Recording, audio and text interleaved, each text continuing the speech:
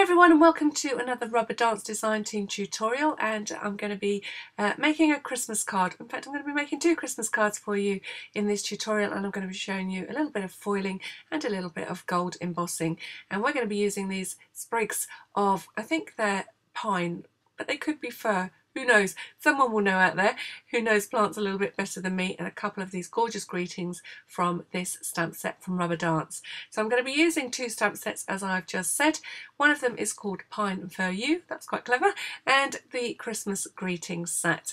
And I'm going to be looking at the differences between foiling and embossing, and the red card on the top has been foiled and the green card on the bottom has been gold embossed. So the technique is entirely up to you. The two card designs are exactly the same, and the first card I'm going to make is all about foiling. So as usual, there'll be a link at the end of this video where you can skip over to my blog, either to go over and look at the stamps over at Rubber Dance or to get the cutting guide for this card. So we're starting out with a card base that measures 11.5 by 8 inches and scored at 5 3/4 inches. Or you could, if you're working in centimetres, work on a card base that measures 20.5 centimetres by 29 centimetres and is scored at 14.5 centimetres. Then we've got some gold card. Ooh, have to be careful. That's like one of those mirrors in the fun fair. I think, oh, go slim, no, go slim. So this card takes 3 pieces in total, 2 of the red and 1 of the gold. So the first piece of gold that I've cut measures 14 centimetres by 20 centimetres, and I'm just going to attach that to the front of the card using my glue, or you could be using double-sided tape if you so wish.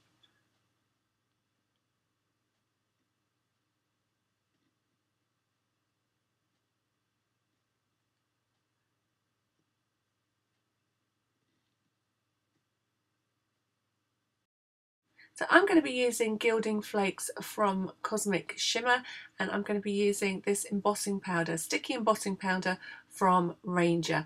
And of course I'm going to need a brush, and I'm going to be using this lovely makeup brush in order to brush off the excess foil. So to use this Ranger embossing powder, we're going to do exactly the same as you would with any other embossing powder. So I've got my sticky ink with which to stamp my little pine branches or fir branches, and then I'm going to add the embossing powder and heat set as I normally would. Now, the one thing that I'll say is you need to do this a step at a time, because once you heat that embossing powder it goes sticky, and you want to get the foil onto the image as quickly as possible, because if you let it go cool then the chances are you won't get the same amount of adhesion. So you're going to work a little bit at a time. So inking up my stamp with Perfect Medium and stamping it on the edge of my card. And I'm stopping at 2 images. Then I've got my piece of scrap card to catch the excess of my embossing powder. So as you can see, exactly the same technique as you would usually use for heat embossing, covering the image with the embossing powder and tapping off the excess. Now you'll notice that I don't use my usual talking method here, and that's because the cardstock is dark and it's quite difficult. It does dull the red colour. I don't want to lose that beautiful red, and so I've opted to try and be as clean and neat as possible, not getting fingerprints on my cardstock. You can see here as I heat it, it goes clear. It does turn very, very quickly, so be careful not to overheat it, and then move quickly across your image. As soon as it's melted, because that is in fact what it does, I'm adding my gilding flakes to that image. I just want to cover the entire image as quickly as possible, so I'm just moving those gilding flakes around. You'll notice that I've got a slightly larger container than the pot that they come in, because these do tend to fly everywhere, and they are reusable. Once the pieces have stuck to the card, every piece of excess that comes off can be used again. So I'm just rubbing around that stamped area with my fingers to start with to make sure everything is stuck to that actual stamped image. Then I need to remove the excess. I'm taking off the larger chunks with my fingers, and then I'm going to move on to this brush. Now, although I do this on camera, I think it's much easier once you get to a certain point to take this over a bin and get rid of all the fine little pieces at the end. So I'm just gently rolling that brush around that stamped image, and you can see it gradually starts to appear as those excess pieces of flake come away from the non-sticky areas of the card. So this sticky embossing powder also works with glitter, so it's definitely worth giving it a try. I think the difference between this and the gold embossing is that it's much brighter. It definitely looks like it's foiled rather than the gold embossing, that the embossing powder. It is a different look. I think maybe slightly more luxurious, especially against this gorgeous red. I'll show you the two cards at the end and you'll be able to make up your own mind. So I'm just disappearing over my bin to give it a good old brush over, just to get rid of those finer bits, and then coming back and I'll show you the revealed details. So it doesn't take long, but it just saves all those little fine bits going everywhere if you do it over a bin. And you can see I've got my stamped image all revealed. So I'm going to repeat this process for all of the stamping on this card. So I'm going to fast forward through it and just again reiterate the pointers of foiling as I go. So this piece of red cardstock measures 5¼ inches by 7½ inches, which is 13.5 centimetres by 19.5 centimetres. Now you will see throughout this demonstration of how to make this card that I create different thicknesses of border around 3 edges of my pieces of cardstock. So I'm adding my foiling flakes quickly while the stickiness is still there and the embossing powder is still warm, and then brushing away the excess flakes. So for this piece of cardstock, I'm creating a wider border on the left-hand edge and then a thin border around the bottom and right-hand edge of the card. So the quicker you get at performing this technique, the more or the extra stamps that you probably try to fit in as you work. So it's all about taking your time at the beginning, getting used to the technique, and then heat setting that embossing powder and adding the flakes as you go.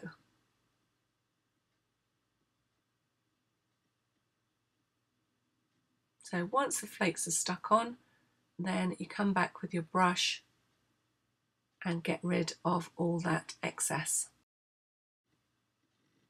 So that's the first piece of cardstock foiled, and then I'm going to move on to my second piece of red cardstock. This second piece of cardstock measures 4 by 4 7/8 inch and is scored at ½ inch with the card in the landscape position, or it is 10 by 12 centimeters scored at 1 inch, again with the card in the landscape position. That creates a tab that we're going to use to join it to the rest of our card, and we're also going to be masking this area off to make sure we don't have any foiling on this area. So I'm just using a couple of post-it notes across that folded edge. So as I go about stamping and foiling this piece of cardstock, just a word about where the borders are going to be thicker. So thicker along the bottom edge, which is the piece opposite the folded edge, and then narrower along the right hand side and along the top edge. So a little word about being neat and tidy with this process. Not something I always am myself. You see I've got bits of foil everywhere already, but I do try my best when I'm on video to give you the best practices. What my mum used to say, do as I say, not as I do. But you know, in real life I probably don't work quite as neat as I try to on camera, but it's definitely worth getting into good habits, because this technique does look best when your stamping is at its best and when your embossing powder is where you want it to be. So definitely make sure you keep your embossing powder covered and put away before you start blowing with your heat gun You definitely don't want your foil anywhere near your heat gun because it will blow everywhere. Don't sneeze over it in particular, otherwise you will have lovely gold confetti all over the place. Could look quite nice, but definitely a waste of those gorgeous golden flakes. And as I said right at the beginning, do as I say, not as I do. Try to cover up your embossing ink while you're working, because if you get lots of little bits of gold flake or embossing powder onto your ink pad, you will gradually contaminate it, and you will need to get a new one quicker than perhaps you would if you were working neat and tidy. And my little embossing ink is a prime example. It's not exactly looking clean and tidy. So just coming along that final top edge, picking out little bits of foil from my embossing powder, and then heat setting the image and foiling, and getting rid of all that excess.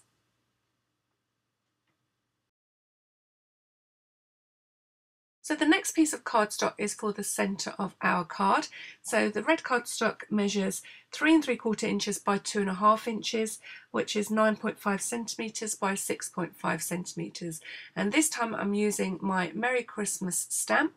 I'm inking up again with perfect medium, and then adding my embossing powder, followed by my foiling.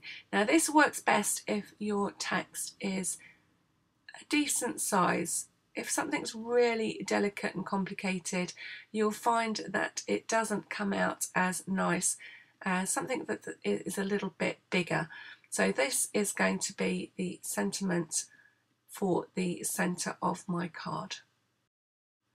So because this stamp has a little row of text underneath the main greeting, I'm just going to put a post-it note over that area while I ink up my stamp, because it doesn't foil very well. It's quite delicate, and I'm going to just take it out because this still makes sense on its own. Peace on Earth, and it's a lovely font, and this will stamp nicely and foil nicely. So just keeping that post-it note over the little line of text, and that one's not quite sticky enough, so I'm just going to use a new one, and then I'm inking up the rest of my stamp.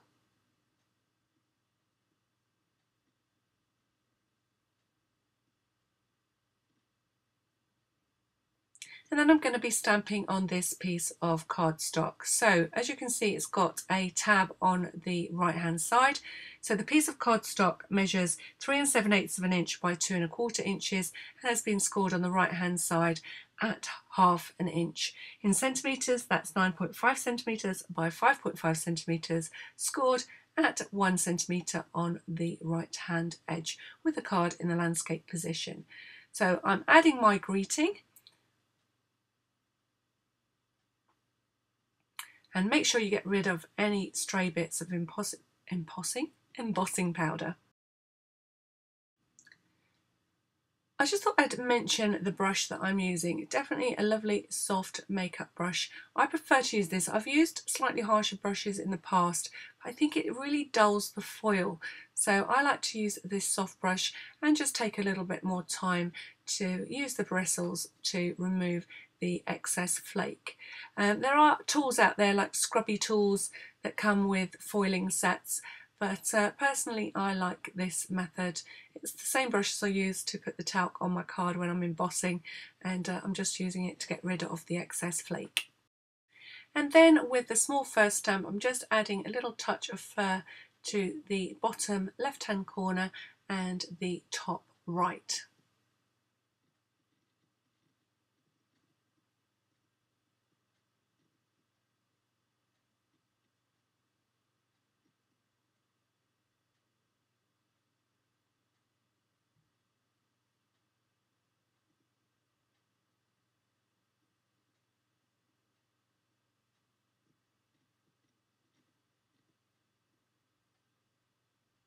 Then I'm just putting that to one side while I finish stamping the inside of the card. So I've got my Merry Christmas greeting already stamped, and I've decided to add a couple of sprigs of fir to the bottom right hand corner of the inside of the card. This time I'm using the large stamp and using the small stamp to add a couple of sprigs to the top left hand corner of the piece of cardstock. So that's all my red pieces of cardstock foiled and ready to construct my Christmas card. But before that, I'm going to just walk you through doing the same processes, but this time using embossing rather than foiling. So this time we're working on green cardstock, exactly the same sizes as we did for the red card. I'm going to be using the Perfect Medium ink pad again, and this time we're going to be using gold embossing powder rather than foiling. This works a little bit quicker than the foiling technique because there's no loose flakes to get rid of. You'll notice that I haven't chosen to brush my cardstock with talc as I normally would if I was working on a lighter card base. That's because it just dulls the cardstock and it's difficult to get rid of all the talc afterwards. So I'm going to just be careful instead with putting fingerprints onto my card and also of getting rid of any stray embossing powder before I heat set it. You can see also I can work quicker because I don't have to wait or foil my sticky embossing powder before it sort of stops being sticky. This time I can just stamp all of the piece of card, add my embossing powder, then tap off the excess, make sure I've got no stray spots of embossing powder, and then heat set using my heat gun. And you can see on camera how quickly that embossing powder turns to gold, and you need to make sure that you move quickly. As soon as the embossing powder has melted, move on to the next set of powder that you need to melt, and that way you won't over melt any of your embossing powder. And you can see it's a much finer finish, I think, but it's not as bright, so you take your choice. The foiling is, I think, much more vibrant, but the embossing powder is probably slightly easier and quicker as a technique. So I think you just need to have a look at both, perhaps try both for yourself and see which you prefer. So I am stamping in exactly the same positions as I did in the first set of videos, creating those some borders slightly thicker and some slightly thinner, but I can stamp and emboss all in one go.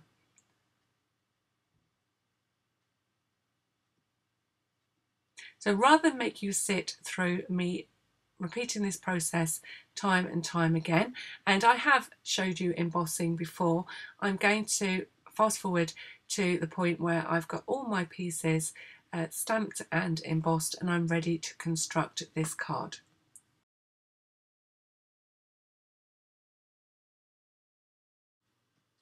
So I have attached my first piece of gold cardstock to my card exactly as I did when I showed you how to foil the red card. So now we're going to be constructing everything onto our largest piece of green cardstock and then attaching it to our card front. So for each piece of green cardstock, I have a corresponding slightly larger piece of gold cardstock, and all that is explained in the cutting guide. So I'm not going to go through giving you all the measurements for this gold cardstock here. So I've created a fine border all the way around each of my green pieces of cardstock, and I'm using glue to attach the pieces together. You could equally be using double-sided tape. So this is the sentiment for the middle of the card. So that's the Merry Christmas panel. So making sure that it is stuck down and it is ready to put into the centre of the card. Every now and again I keep catching glimpses of myself in the gold cardstock. And then I'm attaching the pieces that have the tabbed edge on the right hand side. So I'm making sure that they are attached together and allowed to dry before we move on to the next step of construction. It's important that you give this a little bit of time to go off, because otherwise the pieces will separate when you fold over that tab.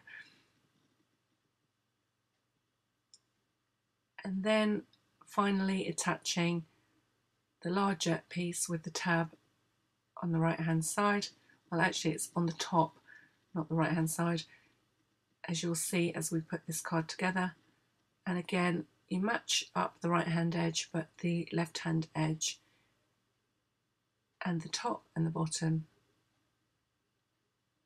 have a lovely gold edge around them. Again, giving this piece time to dry before moving on to the next step.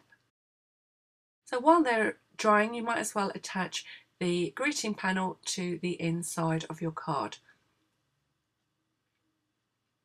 So as you can see, we've got that lovely stamping, and it's mirrored by the stamping on the little greeting card itself.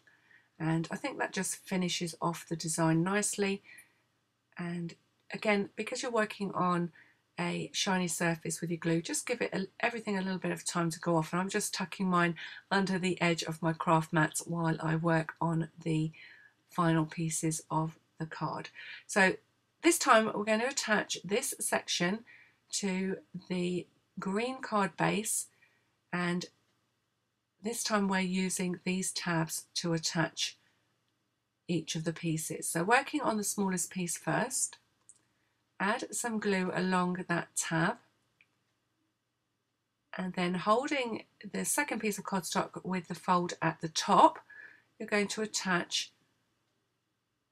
the greeting so that it's on, the tab is on the right hand side and tucked under that panel. Again, you're going to need to hold on to this and make sure that everything is dry before you let go and move on to the next step. No idea what I'm doing or why I'm waving this card around. Oh, I know, I'm looking for my foam tape, and that's what we're going to use for the next step. So you can use foam pads or foam tape. I'm just making sure that this is glued down before I let go, and then I just want this to look like it's folded over and raised slightly from the front of the card.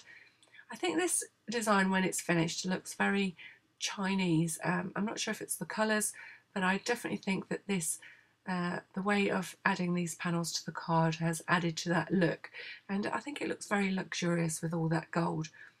So definitely special Christmas cards. And before I add the tab, I'm just going to add the foam tape, this time to the bottom of this piece of cardstock, and then adding the glue along the tab.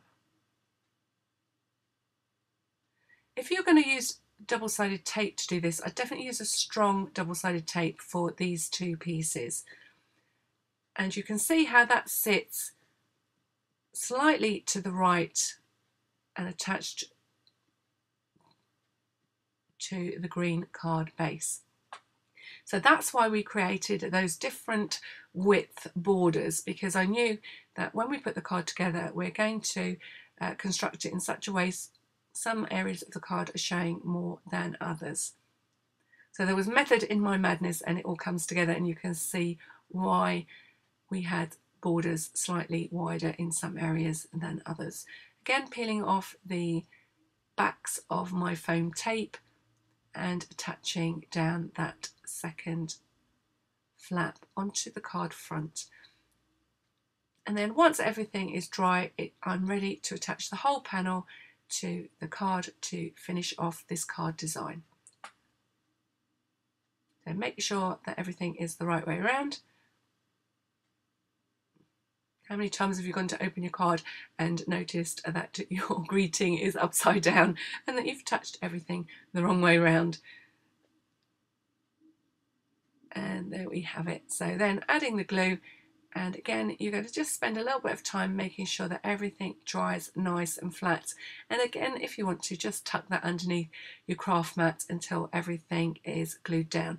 Pay particular attention to that top area where that tab is, and hold that until it is nice and dry. I just wanted to add a couple of little tiny gems to those panels, so I'm using the same colour green, or as near as I've got, to match my cardstock, and I'm just adding 2 to the left hand side of the top panel, 2 to the bottom hand corners of the next panel, and then 4 to the green panel that forms the card front.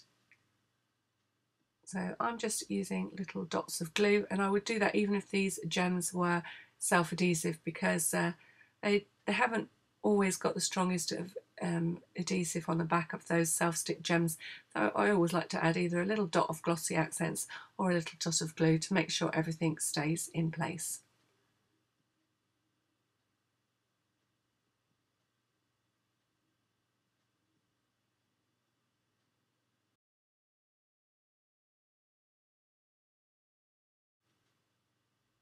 And as this card is very luxurious, I'm just going to add a couple more gems to that panel on the inside of the card. Completely unnecessary and completely indulgent, but I just think that this card, as it looks so luxurious, warrants a couple of extra gems in the middle. So there you have it, one card design with two different techniques and obviously two different colour schemes. And I've gone with these two colour schemes because they're the colours in our Rubber Dance Challenge or colour challenge this month of November, so definitely recommend you pop along. I'll leave the link on my blog, and the colours are red, green and gold, and I've used red and green and gold and green, so I think I've met the challenge, and I hope that you pop along and play along with us at Rubber Dance. So definitely the choice is yours. Foiling, I think, is slightly brighter in colour than the gold embossing powder. Could be the embossing powder that I've used is a slightly duller gold. You might have something that comes up brighter. The embossing definitely went quicker, but the foiling I think looks really luxurious. So the choice is yours, which technique to use, but I hope that you give both of them a go. So as usual, check out the links at the end of the video. You can pop along to visit me over at my blog to grab that cutting guide, or you can then hop over to Rubber Dance and check out these gorgeous stamps. Or why not follow the link to our November colour challenge and join in with the red, gold and colour. Perfect colour combination for this time of year and for making your Christmas cards. And as usual, don't forget to hit that subscribe button if you are new to my channel and have enjoyed this tutorial, or press the thumbs up if you like what you have seen. Until next time, thank you for watching.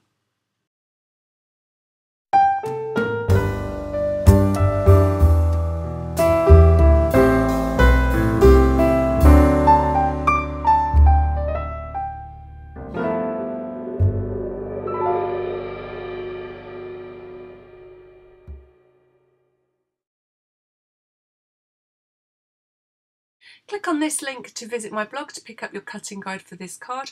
I will also leave you the links for this month's colour challenge, so you can check out the fun that we're having over there using the red, green and gold theme, or you can check out the Rubber Dance stamps. Click on this link if you want to watch the Rubber Dance Design Team playlist. Lots more fun using gorgeous Rubber Dance stamps. Click on this link for the Christmas cards that I've posted so far on my YouTube channel. There's not a huge amount, but it's growing daily, so keep your eye on that playlist. Alternatively, click on this link and visit my Etsy shop to check out which workshops you can make for your home decor projects this year. You could be crafting along with me to make this gorgeous Christmas cake and mini album. I'm going to be putting my photographs in it from this year's festivities. Alternatively, why not make one to keep all those gorgeous memories of perhaps a skiing holiday or a holiday somewhere snowy this festive season. And then last but not least, I wanted to send you a great big thank you and huge hugs because I have won a couple of awards. Remember that I asked you to vote for me? Well, you definitely did, and I want to thank you for those two awards. I won Best Mixed Media and I was a joint winner on Best Tutorials. So I was really pleased that people did vote for me and that I was the recipient of these rewards. It really spurred me on to make lots more videos. Now, when I showed my brother-in-law the fact that I had won these awards, and we all sat down and had a look at Betty's lovely awards night video, up popped this photograph of me, which is one that I sent her because she put up all the images of all the winners. And it's quite unusual for me to share a photograph of myself. And I don't know about you, but I like to keep the best of my photographs and get rid of all the rubbish. So I actually didn't have that many photographs of me. And so I chose to show her this one. Now, my brother-in-law kindly quipped at this point when my photograph flashed on the screen. That was taken a few years ago, wasn't it, Helen? So since this photograph was probably taken 4 years ago, I think I must have aged a bit since then, and I definitely put on a bit of weight since then, but my smile is exactly the same, and that's down to you. So a great big thank you again for voting for me, and I really was pleased to win these awards, and I definitely will be sharing lots more creativity with you here on my YouTube channel. So make sure you hit that subscribe button and join me for all that creative fun.